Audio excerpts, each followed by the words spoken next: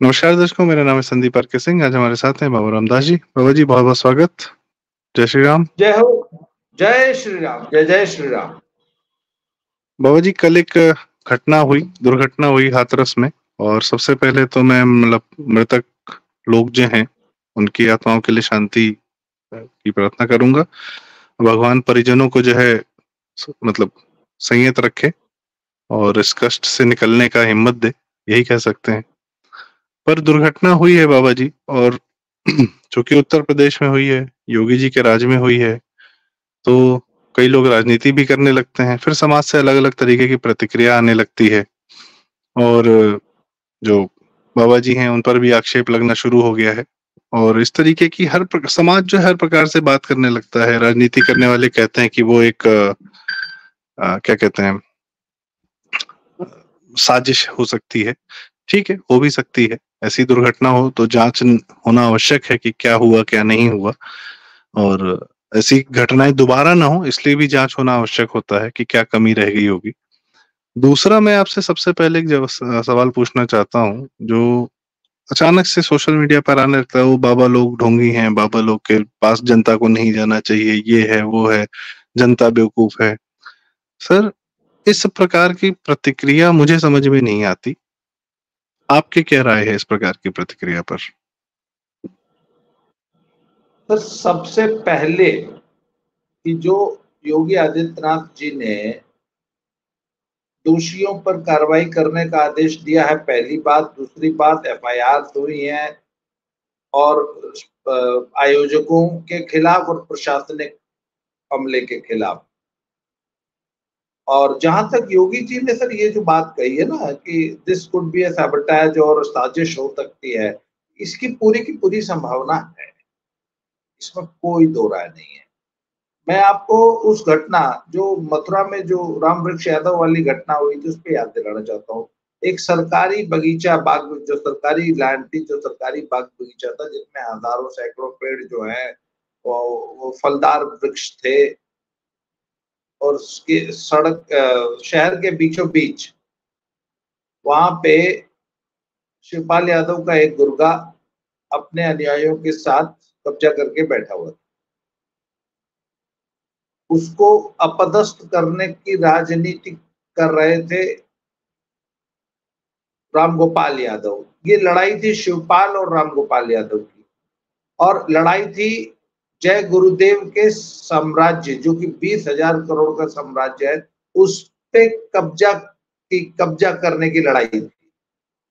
जय गुरुदेव का ही एक ड्राइवर जो है उनका उत्तराधिकारी बन बैठा था। उसके ऊपर भी जो है एक इसी सैफई परिवार का एक वरदहस्त था। तो ये रामगोपाल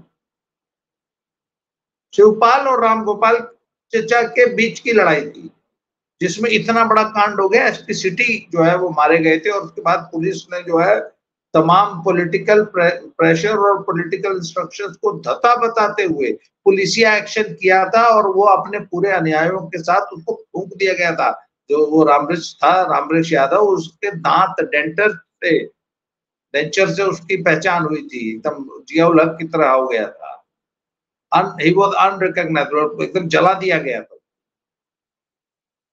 सर, इतनी बड़ी घटना जो हुई थी वो सैफई परिवार, समाजवादी कुनबे की साजिश थी। इस केस में भी ये बाबा जी जो है, he is said to be very close to Akhilesh Yadav. और जो मैं पिछले अभी हमने एक वीडियो जो अवनीश भाई के साथ किया, उसमें भी मैंने कहा कि साहब ये इंडिया अलायंस वाले, भिंडी अलायंस वाले और राहुल गांधी तो बहुत दिनों से कह रहे हैं कि साहब पूरे देश में केरोसिन छिड़का जा चुका है और सिर्फ माचिस लगाने की देर है।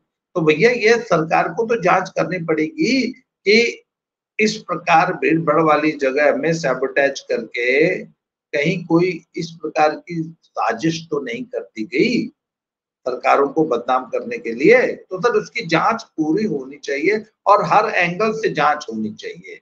मेरा तो पहला टेक ये है। दूसरा टेक सर की जो समाज से प्रतिक्रिया आई है कि बाबा है, कैसा बाबा है, ढोंगी बाबा है, विक्रम सिंह जी जो पूर्व डीजीपी हो कहते हैं इसको कोई स्पिरिचुअल वैल्यू नहीं है, और कुछ लोग कहते हैं भगवा नहीं पहनता है, कुछ लोग कहते हैं देवी देवता नहीं पूजता है। सर मैं इतना जानता हूं कि जिस वर्ग को वह बाबा कैटर कर रहा है, जिस वर्ग के उसके चेले हैं, उस वर्ग पर बहुत तीखी निगाह है ईसाई मिशनरियों। और शुक्र मनाइए कि वह वर्ग इस भोले बाबा के पास जाता था, कम से कम भोले बाबा ने उनको हिंदुत्व में तो रखा ना। कहते हैं हिंदू देवी देवताओं की पूजा नहीं करता, देवी देवताओं की पूजा तो हर समाजी भी नहीं करते, मूर्ति पूजा नहीं करते, पर हिंदू है कि नहीं है? भगवा तो भगवा नहीं पहनते। ऐसे बहुत से बाबा जी लोग हैं जो भगवा नहीं पहनते, कोई सफेद पहन रहा, कोई टाट पहन रहा, कोई कुछ, मतलब दुनिया भर के। तो सनातन इतना संकीर्ण कभी नहीं था। उन्होंने तो हमारी पूजा पद्धति और बाह्य जो रहन सहन खान पान वस्त्र है, इस पर कभी कोई पाबंदी नहीं लगाई। आपकी जो मर्जी है वो पहनो, जो मर्जी है करो, जो मर्जी ग्रंथ पूजो, जो मर्जी देवी देवता पूजो, जो मर्जी आपकी पूजा पद्धति हो। हिंदुत्व ने कभी, सनातन ने कभी अपने अनुयायियों पे किसी प्रकार की कोई बंदिश थोपी ही नहीं। जिसको जैसे मर्जी बस हिंदू रहो। तो सर मैं I am thankful to this बाबा जी। बेशक वो टाई और कोट पहन के ही प्रवचन करते हैं, पर कम से कम उनके अनुयायी उनके पास आते हैं ना, किसी चंगाई सभा में नहीं जाते। पंजाब में जो चंगाई सभाएं हो रही है आपने देखी है ना, उसमें कौन सा ढोंग नहीं होता, और वो रोक लिया आपने उनको जाने से। कम से कम इस बाबा ने चंगाई सभा में तो जाने से रोक रखा है कि नहीं रख रखा? मैं ये भी कहना चाहूंगा सर, जो लोग कथा हमारी मतलब कई लोग को कथावाचकों से बड़ी तकलीफ हो जाती है। मुरारी बापू जी हैं, कई सारे लोग हैं। आशाराम जी का पूरा जो है मीडिया में चला, तो इसलिए आपको पता है कि आशाराम जी मीडिया के माध्यम से जो आपके सामने खबर आई, भाई जिसके पास इतनी बड़ी जनसंख्या में जा रहा है, राम रहीम भी है, उसके कुछ तो काम अच्छे होंगे ना। एक दो लोग को मैं जानता हूँ जिन लोग कहते हैं कि भैया वो उनके काम भी अच्छे हैं। आप मीडिया की बात करते हैं भाई, इसी मीडिया ने तो 2002 से मोदी जी को 2012 तक पूरा जो है बेइज्जत करके रखा हुआ था, एक अच्छी बात नहीं आने दी थी सामने। योगी जी के प्रति जो है 2017 से पहले इस मीडिया का क्या व्यवहार था। लेकिन जब आदमी आता है सामने, कर्म दिखाता है अपने, तो पता चलता है अच्छा हाँ कर्म भी अच्छे हैं। ऐसा ही है मीडिया के माध्यम से जो हमको आज तक पिछले 50 साल में ये फेड कर दिया गया है कि बाबा ढोंगी है, हिंदुत्व ढोंगी है, जो तिलक लगाता है वो गुंडा है, इस तरीके से वही हमारी सोच बन गई है। और हमको अपने यहाँ के जो इस प्रकार के लोग हैं जो हमारी जनता को संगठित रखते हैं, ये जनता कहीं ना कहीं तो किसी न किसी रूप में कहीं ना कहीं अपने मन को एंगेज करने के लिए धार्मिक रूप से या किसी न किसी रूप से, लोग स्पोर्ट्स देखते हैं। क्यों देखते हैं बाबूजी? लोग फिल्में देखने जाते हैं। शाहरुख खान के फैन है, उसको भगवान मान लिया है। सचिन तेंदुलकर जी को भी लोग गॉड कहते हैं, उसके बहुत बड़े फैन है, उसके लिए इतनी बड़ी पब्लिक इकट्ठा होती है। तो वो क्या है, वो भी अपने मन को एंगेज करने की एक, अब लोग कहेंगे नहीं तुलना नहीं कर सकते, भाई तुलना नहीं है, एक इंसान है, वो अपने मन को एंगेज करने के लिए किसी रूप में कहीं जा रहा है, किसी को अपने किसी आदमी को अपने से ऊपर मान रहा है, यही एक प्रक्रिया है बस। तो कथावाचकों ने भी रामायण महाभारत चले किसी प्रकार से तो समाज में कथाओं के माध्यम से ही हिंदुत्व को जगा रखा है ना। ये हम बार बार क्यों इस तरीके से और अब मैं मेन मेन सवाल पे आता हूँ सर, ये दुर्घटना है या साजिश है या बाबा का योगदान है या राजनीतिक, चूंकि समाजवादी पार्टी से इनका जुड़ाव रहा है तो उसका योगदान है ये एक्चुअली में, लेकिन जो समाज की प्रतिक्रिया है बाबा जी, जांच हो रही होने दीजिए। समाज क्यों इस तरीके से जो है अजीबोगरीब तरीके से बिहेव करता है? सर मैं एक बात बताऊं, देखिए मैं हमेशा से एक बात कहता हूं कि हमारे देश में लोगों को सिविक सेंस नहीं पढ़ाया गया। सिविक सेंस हमारे एजुकेशन का कभी हिस्सा नहीं रहा है। कैसे समाज में कैसे बिहेव करना है। सर एक बात बताऊं, आप ट्रेन में कभी चढ़ के देखिए, आज तक हम अपने देश में लोगों को ये नहीं सिखा पाए कि भैया जो उतरने वाले हैं पहले उनको उतर जाने दो तब चढ़ना। सर एक बात बताइए, हिंदुस्तान में कोई पहली बार स्टैम्पीड हुआ है? हर महीने 2 महीने बाद एक न एक स्टैम्पीड की घटना होती है। हजारों आज तक हो चुके हैं। What lessons have we learned? Sir इतनी भयानक कैलामिटीज आती हैं जापान में, और उन्होंने अपने देश के नागरिकों को इतनी जबरदस्त ट्रेनिंग दे रखी है कि यदि कोई आपदा आएगी या ऐसा होगा तो कैसे बिहेव करना है। वहां पे सुनामी आई थी, सरकार ने जब सहायता पहुंचाने के लिए जब अपने जो राहत शिविर खोले तो जापानियों ने सिर्फ एक लोफ ही उठाया, हर जापानी ने। जापानी को पता है कि संकट के समय या किसी आपदा के समय कैसे बिहेव करना है। सर हिंदुस्तान में ये कॉन्सेप्ट ही नहीं है। अच्छा आपको बताइए कि इन धार्मिक आयोजनों पर इस प्रकार की भगदड़ के हजारों केस हो चुके हैं, पर आप ब्यास चले जाइए, राधा स्वामी सत्संग ब्यास, वहां पर भी 1 लाख से ज्यादा आदमी हर संडे को और ऐसे आयोजनों पे इकट्ठा होता है। पर वहां तो कभी भगदड़ नहीं हुई, क्योंकि उनके पास एक इतनी डिसिप्लिन्ड वॉलंटियर्स की एक फौज है, प्लस उनके जितने अनुयायी आते हैं वो इतने डिसिप्लिन्ड है कि वो गलत बिहेव ही नहीं करते। आरएसएस की मीटिंग्स में मैंने देखा है कि चप्पलें भी एक करीने से एक लाइन में खड़ी रखी जाती है। वहां पे आपको कहीं किसी किस्म का केओस नहीं दिखाई देगा। और मैंने तो अपने निजी शादियों में देखा है लूट मचते हुए खाने की। सर ये हमारा हमारी सोसाइटी का कलेक्टिव फेलियर है। और एक चीज और बताऊं आपको, जहां पर भी धार्मिक आयोजन होता है वहां पर हम सारे नियम कानून तोड़ने के लिए आमादा होते हैं, और सरकार वहां बेबस लाचार होती है। सरकार जिन चीजों पर रेगुलेट करना भी चाहती है ना, वहां पे वो सिर्फ धार्मिक आयोजन होने की वजह से लाचारी महसूस करती है। मैंने ऐसे बहुत सारे जगह देखे हैं जहां सरकार जो है वो अपने नियम कानून जानबूझ के उसको शिथिल करने पड़ते हैं। आप चले जाइए पंजाब में, मैंने देखा है वहां पे धार्मिक यात्राओं में वो ट्रकों में और ट्रॉलीज में सवारी बैठा के ले जाते हैं। ये एक वो है, आप इस तरीके से सवारी बैठा के नहीं ले जा सकते, डीजे बजाते हुए नहीं ले जा सकते, रात को 10 बजे के बाद लाउड स्पीकर इन धार्मिक आयोजनों में नहीं बजा सकते, आप ऐसे बिना आज्ञा के जालूस नहीं निकाल सकते। और सर सब जहां पर भी धर्म का मुलम्मा आपने चढ़ा दिया वहां आप सारे नियम कानून तोड़ सकते हैं, प्रशासन आपको कुछ नहीं कहेगा। प्रशासन डिफेंसिव, धर्म का नाम आते ही प्रशासन डिफेंसिव हो जाता है।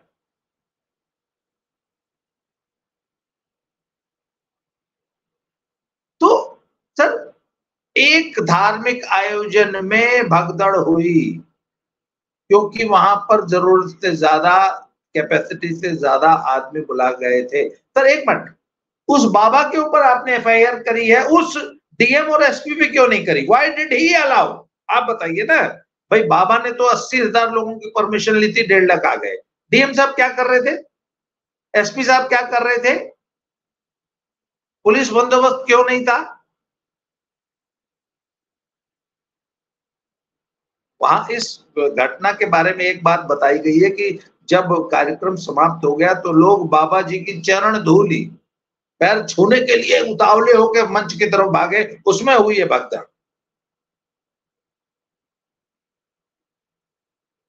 सर हमने हमारे देश में इन धार्मिक आयोजनों को लेकर चलता है एटीट्यूड, चाहे ठीक है चलता है, अरे यार चलो धर्म का मामला है, अरे यार मतलब धर्म के आयोजनों में नियम कानून ताक पर रख दिए जाते हैं।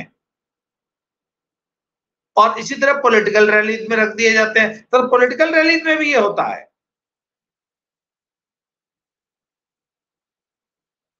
अरे ठीक है भाई, अरे यार किसान है भाई, सड़क घेर के बैठे हैं तो क्या हुआ? सर ये सिर्फ बाबा दोषी नहीं है, पूरा का पूरा जिला प्रशासन, नागरिक प्रशासन दोषी है। हमारे लोगों को भीड़ में बिहेव करना नहीं आता, उसकी वजह से ये हर कुछ दिनों बाद एक न एक भगदड़ की दुर्घटनाएं होती है, आगे भी होती रहेंगी यदि हम अपने लोगों को, अपनी सिविल पॉपुलेशन को भीड़ में या संकट के समय डिसिप्लिन में रहना। तो आप एक बात देखिए ना कि हम आज तक अपने देश को ये नहीं सिखा पाए कि अगर जाम लगा हुआ है तो अपनी लाइन मेंटेन करो, दूसरी तीसरी लाइन लगा के लोग, हिमाचल में आजकल बड़ी है इसकी वो आ रही है वीडियोस, हिमाचल का लोकल आदमी है वो लेन मेंटेन करता है क्योंकि उसको मालूम है, क्योंकि वहां पे एक तो पतली सड़कें हैं और रोज कुछ न कुछ लैंडस्लाइड इत्यादि होता है। तो हिमाचली जो लोकल होता है उसको मालूम है कि अगर ट्रैफिक रुका है तो वो चुपचाप एक कोने में ले जाके अपनी गाड़ी लगा लेगा। पर वो दिल्ली और पंजाब वाले जब जाते हैं तो वो समझते हैं कि ये जो रुके हुए बेवकूफ, वो सबसे ज्यादा सबसे आगे ले जाके और फिर 2-3 लेन तो सामने वाले ट्रैफिक के लिए जगह ही नहीं बची। इस बात को लेके हिमाचल वाले बहुत नाराज रहते हैं, दिल्ली वाले से, हरियाणा वाले से और पंजाब वालों से, कि इनको जो है सड़क पे गाड़ी चलाने का सेंस नहीं है। तो ये सिविक सेंस न होने की वजह से दुर्घटनाएं होती हैं। जी नहीं, ये बात तो बिल्कुल सही है कि ये अब वही है कि क्रिकेट मैचेस होता है, आईपीएल होता है, इतनी 50,000 पब्लिक जो स्टेडियम में जाती है निकल आती है, तो वहां पे भी सुरक्षा के इंतजाम सरकार करती है।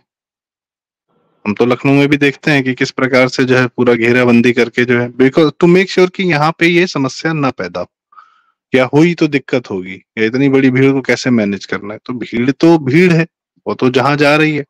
कहीं पे सरकार बहुत प्रशासन जो है बहुत ज्यादा सख्त होता है, कहीं पे उसको लगता है कि ठीक है यार, चलता है, चलने दो, कोई दिक्कत नहीं है, कहीं भी भीड़ में, कहीं भी बड़े मैदान में लोग जा रहे हैं, जाने दो, क्या दिक्कत है। और हाँ, इसमें आपकी बात भी सही है जो राधा स्वामी सत्संग की आपने बात की, वहां के अपने वॉलंटियर्स जो हैं, और आरएसएस की जो अपनी इतनी बड़ी बड़ी वो होती सभाएं होती हैं, भाजपा की अपनी रैलियां होती हैं, उनके अपने वॉलंटियर इंश्योर करते हैं कि भाई सब लोग जो है तमीज से रहें, आराम से रहें। वहां पे ही अब जनता को बैठ के ट्रेनिंग तो नहीं दी जा सकती, लेकिन वहां एक सख्ती की जा सकती है, एक डिस्टेंस बनता है, एक सारी चीजें, सुरक्षा व्यवस्था की जाती है। इन भाई साहब के यहाँ शायद ये कार्य नहीं हुआ होगा। जैसे भाई, अगर जनता, इतनी बड़ी जनता भीड़ में बाबा जी की चरणों की धूली लेने के लिए बढ़ी आगे, तो ये कार्य तो पहले भी हुआ होता होगा। अचानक से कोई पहले दिन तो कल ही हाथरस में तो नहीं होगा अनाउंस कर दिया होगा कि आओ भाई बाबा जी की धूली ले लो। तो ये सेवादारों की भी अपनी कमियां रही होंगी, किसी ने कुछ मिस इन्फॉर्मेशन जरूर इस तरीके से फैलाई होगी, या कि बाबा जी जा रहे हैं, भागो भागो भागो। ठीक है, आपके माइक होने चाहिए था, अनाउंसमेंट होने चाहिए थे, जैसे भगदड़ हुई सब लोग को बोलते रुक जाओ अपनी जगह, शांति से। उस प्रकार की अव्यवस्था जरूर रही होगी जिसके माध्यम से ये घटना हुई है, दुर्घटना हुई है। पर हाँ, ये इस प्रकार की आपने जैसा बताया कि तमाम दुर्घटनाएं होती रही हैं, उससे हम क्या लेसन लर्न करते हैं, ये मेन बात है सीखने वाली। जी बाबा जी, आप अपनी बात करें। हरियाणा में सर एक शहर है मंडी डब वाली, आज से करीब 30 साल पहले वहां पे डीएवी पब्लिक स्कूल का एनुअल फंक्शन हो रहा था, और एनुअल फंक्शन में ऊपर जो पंडाल बनाया गया था उसके ऊपर प्लास्टिक की चादरें और पॉलिस्टर के कपड़े से वो पूरा का पूरा पंडाल बना हुआ था, और उसमें जनरेटर से वो जो वायरिंग की गई थी। हमारे देश का जो चलता है एटीट्यूड था, उस वजह से वो जनरेटर वाली वायरिंग में कोई शॉर्ट सर्किट हुआ या कुछ ऐसा मिसकनेक्शन हुआ, एक तार जल गया। एक तार जलता, जब शॉर्ट सर्किट की तरह आग लगती है तो बहुत तेजी से लगती है, तो उसमें सर आग लगी। आग पॉलिस्टर के कपड़े में लगी तो वो भी एकदम पेट्रोल की तरह जलता है, और उसके ऊपर प्लास्टिक की हरी वाली शीट्स लगी हुई थी पंडाल में, तो वो शीट्स जब जली तो पिघल के नीचे गिरने लगी। एग्जिट का रास्ता बनाया ही नहीं गया था, एग्जिट प्रॉपरली प्लान ही नहीं किया गया था। सर 450 आदमी, डीएवी स्कूल का एनुअल फंक्शन था, शहर के 450 बच्चे और एक छोटे से कस्बे के 450 नागरिक 10 मिनट में जल के मर गए थे। उस घटना से सर हमारे देश ने क्या लेसन लर्न किया? सर आज भी ठीक उसी तरह के पंडाल आज भी हमारे देश में बनाए जा रहे हैं।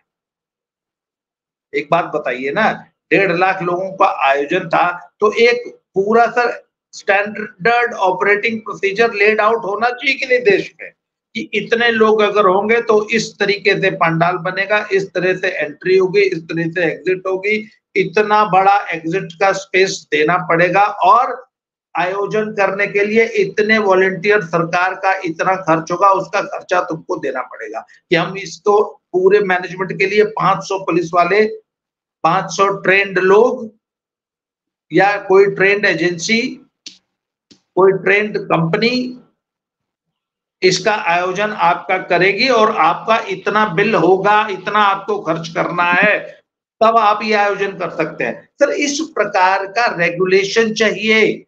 सर 140 करोड़ लोगों के देश में लाख, 1.5 लाख, 2 लाख, 5 लाख, 10 लाख के आयोजन मामूली बात है।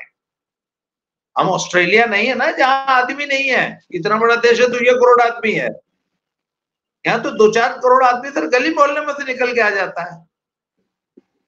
तो सर हमें हर चीज का स्टैंडर्ड ऑपरेटिंग प्रोसीजर बनाना पड़ेगा। वहां हिमाचल में नैना देवी में स्टैम्पीड हुआ था, क्या लेसन हमने सीखे सर?